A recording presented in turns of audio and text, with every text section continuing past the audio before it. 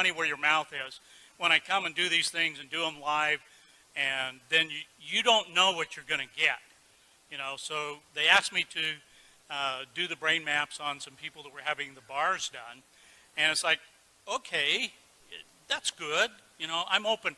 I'm always pushing the envelope. I'm on the front of the curve that's on the front of the curve. We have to look back to see where the cutting edge is. All I can tell you is when I saw the results, my jaw dropped. I was so astounded. And you got to remember, I've been doing this for 16 years. I have seen brains of every kind and all different kinds of conditions. This is the very first time that I've ever seen a brain do what we are about to show you. I mean, I was blown away. It takes a lot to blow me away. This blew me away. So why don't you tell them? Okay, so we didn't mention yesterday that one of the things we do is called bars, and it's 32 points on the head that are designed basically to delete file on your computer bank so that you can create a change in any way you want.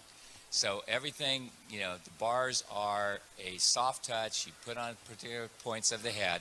These release the thoughts, feelings, emotions, considerations, and attitudes you've stored in any lifetime. And the end result is, you know, worst case scenario, your whole life changes. Best case scenario, you feel like you had a great massage. So. We have several different databases, ways that we can look at this information, and that adds a level of credibility and reliability. And so I'm going to show you all the different ways that we measure this. So we take an EEG, we put the cap on their head, and we measured all 19 electrodes. We did eyes closed, brain on task. Then they did the bars, and then we did it again right immediately after. Put the cap back on their head, measured eyes closed, brain on task. And I'm going to show you what happened. This is a normal brain map. And so this one is before. This was, and you can see the red area that's lit up. That's the area that we identify as PZ. And it's showing that it's, you know, roughly 3 standard deviations above what would be considered normal. So they did, I think it was an hour and a half of running the bars. And then immediately after that, we did it again. And here's what it looks like. Can you see a difference? Yeah, all right. So this was one measure that we were able to look at. Let's take another glance at something. It's called S-Loretta, and that stands for Scientific Low-Resolution Electromagnetic Tomography. But forget about that. Here's what it looks like. It came out showing us here, pointer down here where this little red line is, and this area is PZ. That's where it was lit up before. We have a different scale, and down here it's showing us that yellow is 3 standard deviations above what's normal.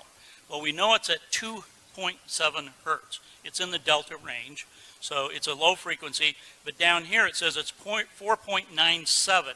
So it's almost 5 standard deviations above what is considered normal. It is off the scale of what we're seeing here. So here after is what it looked like. See, you can see the dark color here is the normal range. It's also saying that the change happened at 2 hertz. Okay, well, that's all well and nice. There's another part that we look at here that is called the S-Loretta part here. And it gives us a triangulation. So we have what's called an x-axis, this black line here. Then the one pointing up in the air is a y-axis, and then we have a z-axis. So we get this triangulation. It's showing us exactly where. And you see this stuff here in the back of the brain? Well, that's PZ. That's where you just saw, you know, it all lit up. So here's the after. It's gone. It's gone. This doesn't happen in my world of measuring brains. Not in a matter of a few minutes. Now, being